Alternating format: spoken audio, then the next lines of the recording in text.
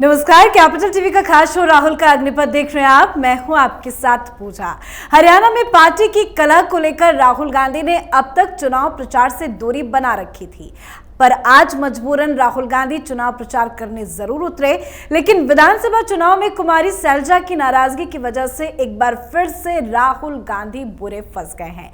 राहुल गांधी ने आज असंध में चुनावी रैली को संबोधित किया। इस दौरान कुमारी सैलजा, भूपेंद्र हुड्डा भी मौजूद रहे, पर सब अलग अलग नजर आए। चुनावी रैली से राहुल गांधी ने लंबा चौड़ा भाषण भी दिया, पर हरियाणा पहुंचकर राहुल गांधी ने एक बार फिर कैसे कांग्रेस पार्टी की मुसीबत बढ़ा दी है, आज आपको बताएंगे। पर सबसे ज्यादा बढ़ती हुई मुसीबत राहुल गांधी की उनकी नागरिकता को लेकर नजर आ रही है। लखनऊ से लेकर दिल्ली तक की अदालतों में उनकी नागरिकता को लेकर सवाल उठाए जा रहे हैं। इलाहाबाद हाईकोर्ट की लखनऊ बेंच ने कल ही गृह मंत्रालय से राहुल गांधी की नागरिकता पर स्पष्टीकरण मांगा है। वहीं राहुल की नागरिकता से संबंधित सुब्रमण्यम स्वामी की याचिका पर आज दिल्ली हाईकोर्ट में भी सुनवाई हुई है। तो नागरिकता को लेकर कैसे फंसे हैं राहुल गांधी, बताएंगे आपको। साथ ही आज हुए राहुल गांधी को लेकर बड़े विरोध प्रदर्शन को लेकर भी अपडेट देंगे। चर्चा के लिए मेरे साथ स्टूडियो में मौजूद हैं कैपिटल टीवी के एग्जीक्यूटिव एडिटर राजीव जी। सर, आपका बहुत बहुत स्वागत है। शुरुआत चुनाव से ही करते हैं, क्योंकि अभी तक तो राहुल गांधी हरियाणा नहीं पहुंचे थे। आज वो उन्होंने हरियाणा में चुनावी रैली को संबोधित भी किया, लेकिन कांग्रेस पार्टी के अंदर क्या चल रहा है और क्या राहुल गांधी के प्रचार करने से कुछ बदलेगा? देखिए, राहुल गांधी बदलने के लिए नहीं गए हैं, राहुल गांधी को खींच कर ले जाया गया है। जम्मू कश्मीर की स्थिति देखिए, जम्मू में इनके पार्टनरों ने क्या कहना शुरू कर दिया। अब्दुल्ला कह रहे हैं कि कांग्रेस का प्रचार तंत्र बहुत कमजोर रहा है। यही नहीं, अलग अलग मीडिया रिपोर्ट्स में भी कहा गया कि जम्मू में कांग्रेस का जो लैकलस्टर अप्रोच है उसके कारण कुछ सीटों के नुकसान हो सकता है। भारतीय जनता पार्टी 2014 से बेहतर परफॉर्मेंस करेगी, मतलब 2014 में 25 सीट, तो इस बार 30 से ज़्यादा सीटें। उसी तरीके से हरियाणा में बताया जा रहा था कि हरियाणा में अंतर्कलह की स्थिति है। राहुल गांधी 10 जनपद से बाहर नहीं निकल रहे हैं, अमेरिका चले गए। अमेरिका से वापसी के बाद भी कोई ध्यान ही नहीं है कि चुनाव होने वाला है, प्रचार कौन कर रहा है। इन्होंने छोड़ दिया कि भूपेंद्र सिंह हुड्डा देख लेंगे हरियाणा को, और इसी बात को लेकर सैलजा नाराज हो गई। तो इसके कारण राहुल गांधी वहां बदलने के लिए नहीं गए, बल्कि राहुल गांधी ये दिखाने के लिए गए हैं कि अभी हम भी कांग्रेस में एक्टिव हैं, पूरी तरह से इनएक्टिव नहीं हो गए हैं। और इसलिए रैली में जाने से पहले समस्या क्या थी कि एक मंच पर हुड्डा और सैलजा को लाना। इसके लिए दरवाजा खटखटा रहे थे मल्लिकार्जुन खड़गे, उनको मैसेंजर बना के भेजा गया। और मैसेंजर बनाने के बाद अभी देखिए पूरे मीडिया में ऐसे प्रोपेगेंडा चलाया जा रहा है कि कैसे राहुल गांधी ने सैलजा को समझा लिया, कैसे सैलजा मान गई राहुल गांधी के साथ आने के लिए। ये उल्टी खबर है, क्योंकि सैलजा नहीं मानी, राहुल गांधी सैलजा की बात माने हैं, सैलजा के सामने घुटने टेक दिए हैं। क्योंकि ये जो शर्त रखी गई सैलजा को मनाने की, इन्होंने कोशिश की, और वही पुराने आश्वासन, ये सब लोग पुराने कांग्रेसी जानते हैं कि ये वादे बड़े बड़े करेंगे। कर्नाटक में इन्होंने कहा 2.5 साल का मुख्यमंत्री, कर्नाटक में प्रदेश अध्यक्ष थे कौन, डीके शिव कुमार, बना दिया सिद्धारमैया को सीएम। मध्य प्रदेश में ज्योतिरादित्य सिंधिया और कमलनाथ के बीच टकराव हुआ, क्या हुआ, कमलनाथ को कुर्सी पर बिठा दिए, दिग्विजय सिंह साथ हो गए और ज्योतिरादित्य सिंधिया बाद में बाहर हो गए। छत्तीसगढ़ में यही हुआ 2.5 साल में टीएस सिंहदेव और बघेल के बीच, लेकिन हुआ वही, बघेल 5 साल तक मुख्यमंत्री रहे। अब सैलजा को यही समझाया जा रहा था कि देखो भूपेंद्र सिंह हुड्डा अभी क्या है, बुजुर्ग हो चुके हैं, अब ये मुख्यमंत्री बनेंगे भी तो इनका अंतिम कार्यकाल होगा, लेकिन उसके बाद आपका नंबर आएगा, आप चाहो तो डिप्टी सीएम का पद ले सकते हो। उन्होंने कह दिया डिप्टी सीएम नहीं, डिप्टी सीएम बन के क्या करेंगे वहां पर, अगर हुड्डा सीएम रहेंगे तो डिप्टी सीएम हमें बनाया भी गया कोई फायदा ही नहीं होगा, वो तो हमसे बदला लेने की स्थिति में रहेंगे। दूसरी बात, जहां तक ये बुजुर्ग की बात करते हैं, जैसे कमलनाथ के लिए कहे थे, वो यहां पर बुजुर्ग देख के नहीं है, ये है कि भूपेंद्र सिंह हुड्डा को दीपेंद्र हुड्डा को सेट करना है, अपने बेटे को अपना पद देना है। तो इसलिए ये सब नहीं चलेगा। अभी नाराजगी अगर दूर करने की बात है कि वहां प्रचार करने नहीं जा रहे हैं, तो प्रचार कर सकते हैं, लेकिन हमारे समर्थक का एरिया होना चाहिए, करनाल और फिर हिसार। यानी असंध को चुना, जहां शमशेर सिंह गोगी जो कि इन्हीं के गुट के हैं यानी सैलजा गुट के हैं। बरवाला चुना, जहां हिसार के वो सांसद ही हैं। तो इस जगह पर उन्होंने रैली फिक्स किया, आप मेरे साथ आओ, और भूपेंद्र सिंह हुड्डा को औकात बता दी मंच पर, और राहुल गांधी कुछ नहीं बोल पाए। पहली रैली में तो राहुल गांधी के करीब भी नहीं बैठी। वो एक तरफ भूपेंद्र हुड्डा, दूसरी तरफ उदयबान, और उसके बाद सैलजा बैठी थी। और उसमें भी देखिए कुमारी सैलजा को जो जितनी तस्वीरें आती है वो सफेद चश्मा पहनती है, व्हाइट कलर की। आज कुछ अलग चश्मा लेकिन नजर वो आया। ब्लैक चश्मा पहनी हुई थी। हाँ। क्यों? क्योंकि नजरों से कहीं दिख न जाए, एक दूसरे के बीच जो दूरियां हैं वो दिखाई पड़ जाए। कैमरे की नजर बहुत तीखी होती है, वो मीडिया वाले देख लेंगे, फोटो खींच लेंगे, उसके बाद फिर यही मैसेज जाएगा कि कुमारी सैलजा तो नाराज है।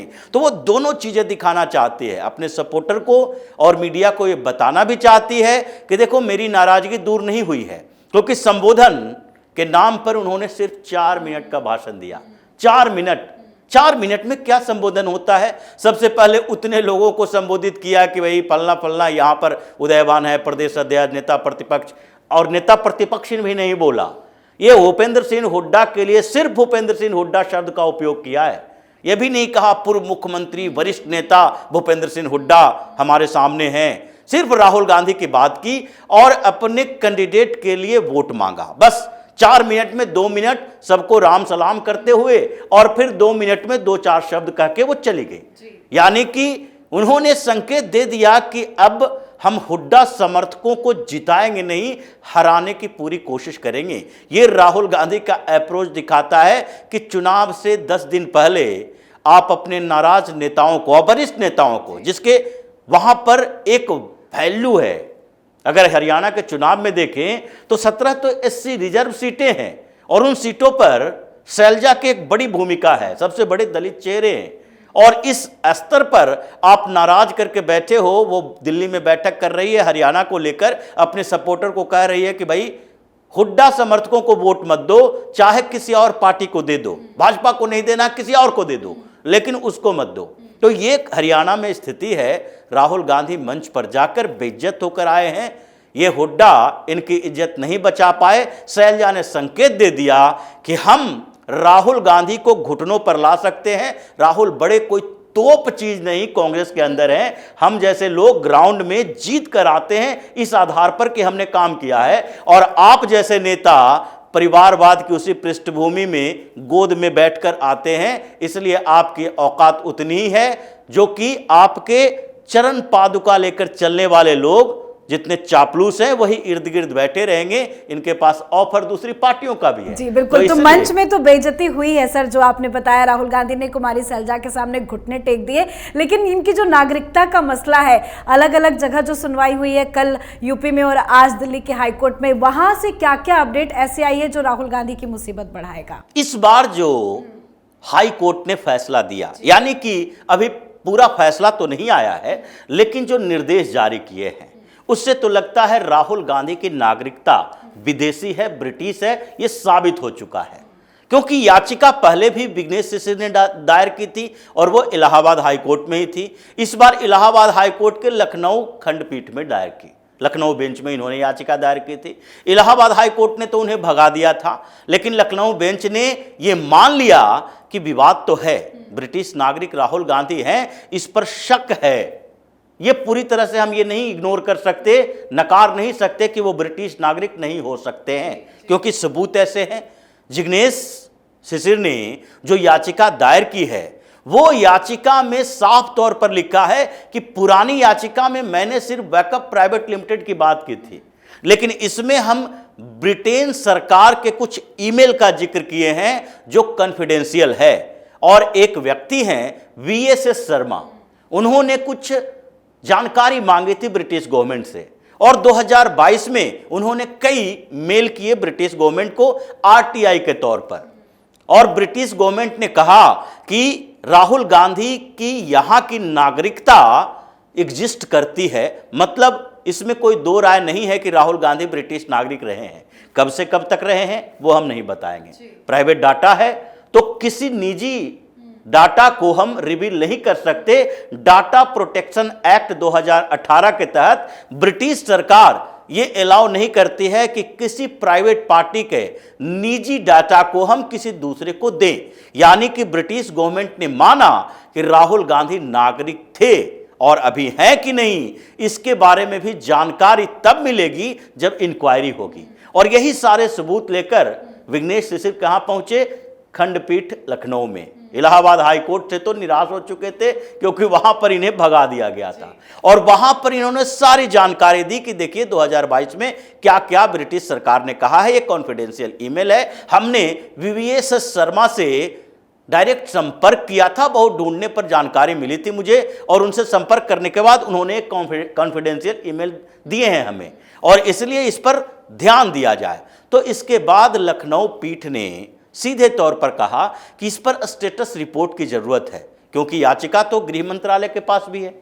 अगर गृह मंत्रालय ने क्या जांच किया है ये सबसे पहले हमें जानकारी चाहिए, उसके बाद हम आगे कहेंगे कि इस पर सीबीआई की जांच हो सकती है कि नहीं। और इसलिए जो स्टैंडिंग काउंसिल होते हैं सरकार की तरफ से उन्हें बुलाया गया और कहा गया कि आप अपने तरफ से, क्योंकि आप सरकारी वकील हैं, तो आप सरकार को निर्देश जारी कीजिए और स्टेटस रिपोर्ट हमें दीजिए अगली तारीख पे। और उसी तरीके से जब वहां सुनवाई हुई तो अगले दिन यानी कि आज सुनवाई हुई दिल्ली हाई कोर्ट में। और दिल्ली हाई कोर्ट में जो बेंच ने सीधे तौर पर कहा कि दो जगह ही याचिकाएं दायर की गई है, तो सुब्रमण्यम स्वामी की याचिका में भी वही आरोप है, वही कंपनी का नाम है वक़फ़ प्राइवेट लिमिटेड का और वही ब्रिटिश नागरिकता का सवाल है। तो इसमें दो जगह अलग अलग जो सुनवाई चल रही है उसमें इलाहाबाद हाई कोर्ट यानी कि इलाहाबाद हाई कोर्ट का ही लखनऊ खंडपीठ है, तो इलाहाबाद हाई कोर्ट को एक निर्देश दिया गया और वहां से मंगवाया गया कि आपके पास क्या क्या अपडेट है, ये दोनों मिलकर इस पर सुनवाई करें। अगर होम मिनिस्ट्री से कोई जानकारी मिलती है, स्टेटस रिपोर्ट अगर इलाहाबाद हाई कोर्ट के पास रहता है तो फिर इलाहाबाद हाई कोर्ट से दिल्ली हाई कोर्ट को मिले, फिर से यहां से क्यों होम मिनिस्ट्री को जारी किया जाए स्टेटस रिपोर्ट मांगने के लिए। मतलब दो हाई कोर्ट ने एक साथ राहुल गांधी की ब्रिटिश नागरिकता पर सवाल उठाने वाली याचिका के ऊपर सुनवाई की है और लगभग यह फैसला दिया है कि अब होम मिनिस्ट्री को एक्टिव होना पड़ेगा, बताना पड़ेगा और बताएंगे तो आगे जांच के लिए हाई कोर्ट से आदेश आएगा, सीबीआई की जांच हो। ब्रिटिश सरकार डाटा प्रोटेक्शन एक्ट 2018 में ये बंधे हुए हैं लेकिन सरकार से बंधे हुए नहीं हैं। सरकार मांगेगी तो उन्हें देना पड़ेगा। तो इसलिए अब लगभग ये मान लीजिए कि 1 साल के अंदर हो या 6 महीने के अंदर हो, सरकार को एक कदम उठाना पड़ेगा। ब्रिटिश नागरिक लगभग साबित हो चुके हैं राहुल गांधी और इनके सारे फर्जीवाड़े एक साथ उजागर होंगे। 2005 और 6 का ये रिकॉर्ड है, मतलब 4 का इलेक्शन कैंसिल, उसके बाद अब तक इनको ब्लैक लिस्ट कर दिया जाएगा, चुनाव लड़ने से अगले 6 साल तक रोक लगा दी जाएगी। तो नेता प्रतिपक्ष और ये चुनाव प्रचार और ये सैकड़ों करोड़ भारतीय जनता पार्टी हमारी छवि खराब करने पे खर्च कर रही है, ये सारे इनके पैतरे जो हैं एक साथ फेल हो जाए। बिल्कुल, गृह मंत्रालय तो अपनी जिम्मेदारी जरूर निभाएगा। लेकिन सर एक चीज और समझना चाहेंगे, आज गाजीपुर के बॉर्डर पर जबरदस्त बवाल हुआ क्योंकि कुछ लोग 10 जनपद को घेरने के लिए पहुंचने वाले थे, पुलिस ने उन्हें वहीं पे रोक लिया। जिस तरह से राहुल गांधी के बयानों को लेकर बवाल हो रहा है, ओबीसी मोर्चा के लोगों ने आज बवाल किया, क्या ये यहीं रुक जाएगा या आगे भी बढ़ेगा? जाएगा तो, और राहुल गांधी को बुलाना चाहिए।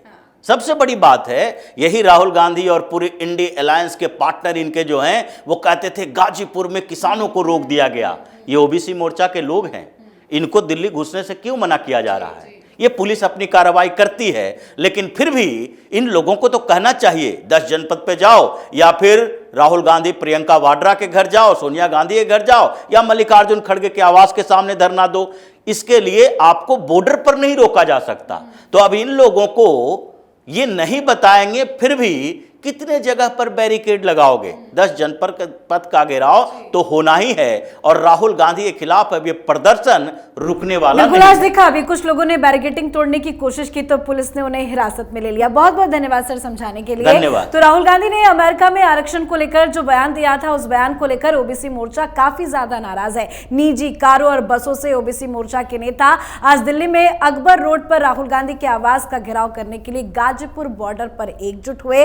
10 जनपद का घेराव करने जा रहे थे। कई प्रदर्शनकारियों ने बैरिकेडिंग पार कर दिल्ली में प्रवेश करने की कोशिश भी की थी, पर पुलिस ने उन्हें रोक लिया और कुछ को हिरासत में ले लिया। तो वहीं जिस तेजी से राहुल गांधी की नागरिकता का मसला बढ़ता जा रहा है, उससे राहुल गांधी फंसते नजर आ रहे हैं, जो राहुल गांधी के लिए सबसे बड़ा झटका होगा। आप अपनी राय कमेंट कर जरूर लिखें। देखते रहिए कैपिटल टीवी। नमस्कार।